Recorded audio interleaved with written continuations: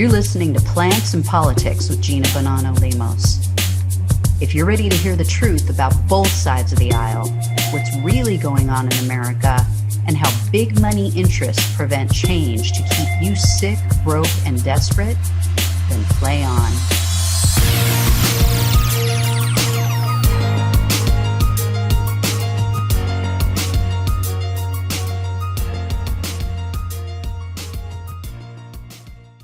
Hey everyone, welcome to Plants and Politics. This is Gina.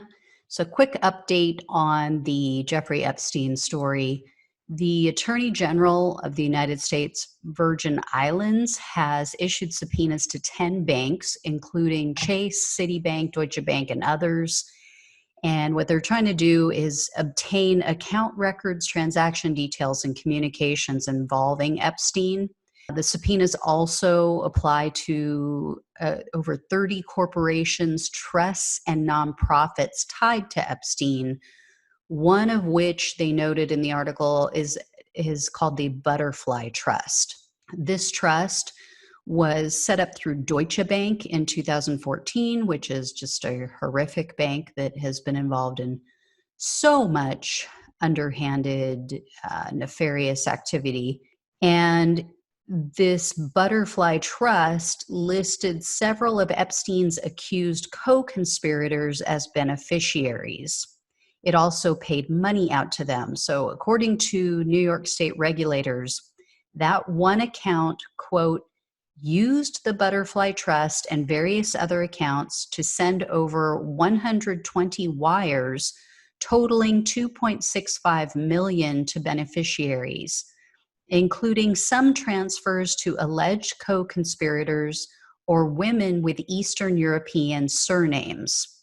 They also said, quote, lawsuit settlement payments to alleged victims and rent, legal, and immigration expenses made to or on behalf of young, and then in parentheses, albeit adult, women. So this is part of an ongoing legal battle, which I mentioned in another podcast. Battle is between the U.S. Virgin Islands and Epstein's estate.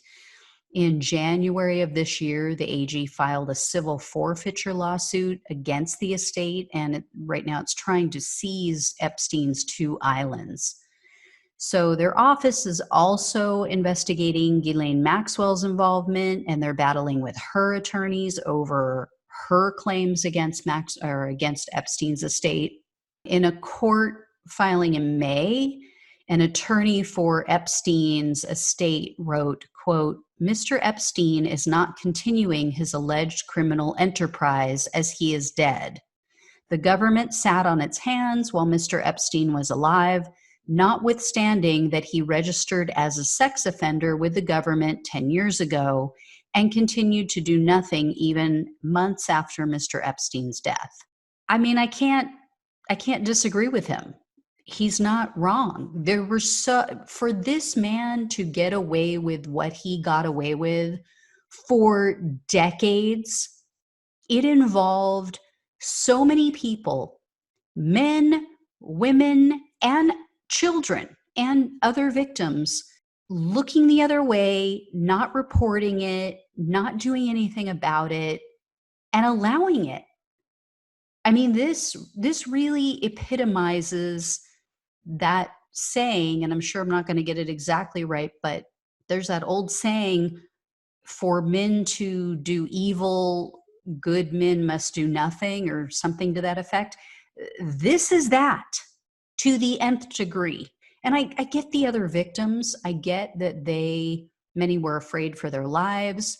I'm sure that Epstein kept a lot of them quiet, by intimidation, because by all reports, he would tell young women, hey, bring some of your friends along. So in that way, he made them co-conspirators. And so he probably used their youth and naivete to intimidate them and fool them into thinking that they would get in trouble as well if they spoke out. It's just disgusting. But his attorneys are arguing that they've set up a claims restitution program and they started accepting claims from Epstein's alleged survivors last month.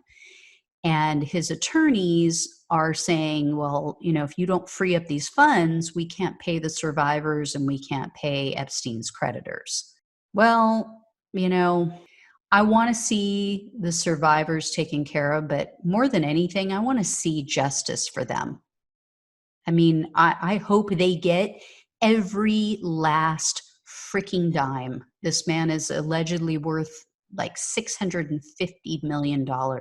I truly hope that all of that money goes to the victims. They deserve it and then some. But I don't want this to be swept under the rug. I don't want them to just be paid off, as has happened for decades, and then it gets swept under the rug. And nothing ever comes of it. No co-conspirators, none of the other pedophiles are brought to trial and brought to justice.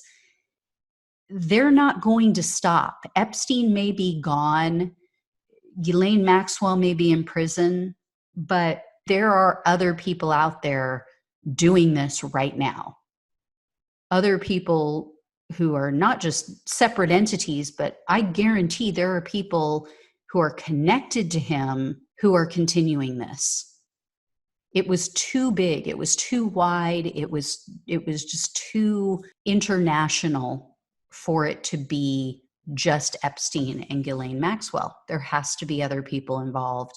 And I guarantee they want their pound of flesh. They're greedy. They're self-centered. They're scum. And I guarantee they're going to keep it going. So it needs to come to a head. It needs to all come out, and everybody needs to go to prison.